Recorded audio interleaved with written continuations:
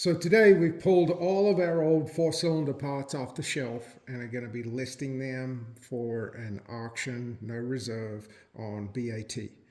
There is an accumulation or selection of engine tin, the 356, 912. This is all four-cylinder stuff, no six-cylinder. Flapper boxes, cylinder heads, 86 millimeter barrel set, 280 millimeter flywheels. One of them has been lightened, one 200 millimeter flywheel, two crankcases, a 356B crankcase and a 912 crankcase.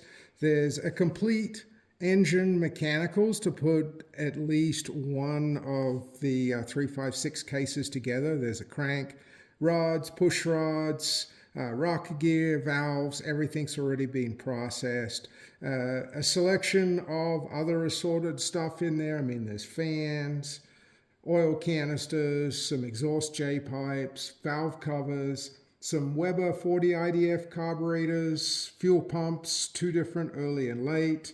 Also, there is a complete set of 40 PBIC carburetors and intake manifolds, as well as 32 PBIC carburetors. Now, we had disassembled those some years ago. They have been cleaned and processed. All the parts are there to put them all back together, and you would have complete sets.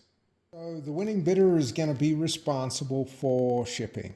But what we'll do is package everything up into boxes, sit it on a pallet, plastic wrap it, and strap it for transport. So should be just one pallet. I think we'll take all of this stuff without any issues.